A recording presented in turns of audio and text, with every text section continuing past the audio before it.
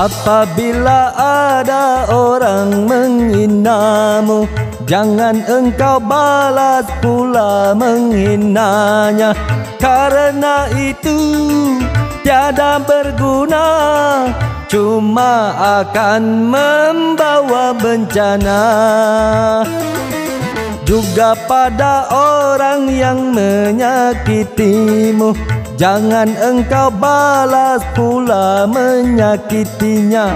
Serahkan saja kepada Dia yang maha besar lagi perkasa.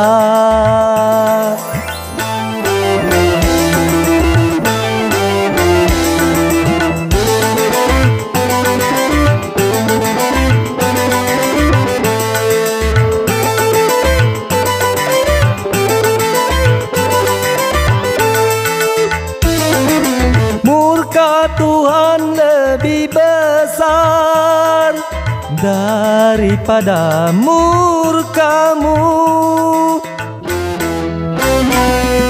Juga pembalasan Tuhan pasti akan lebih pedih. Dari itu lenyapkan dendam.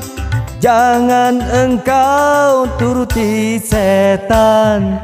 Apabila ada orang menghinamu, jangan engkau balas pula menghinanya. Karena itu tiada berguna, cuma akan membawa bencana.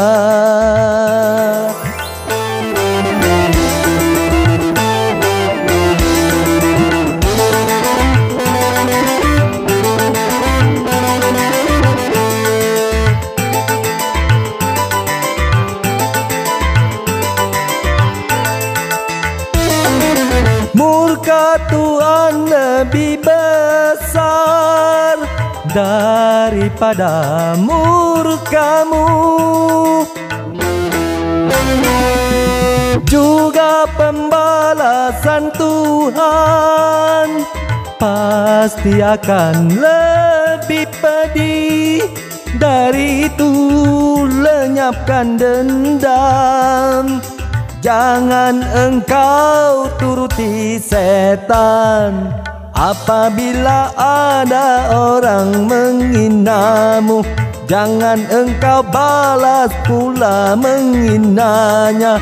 Karena itu tiada berguna, cuma akan membawa bencana.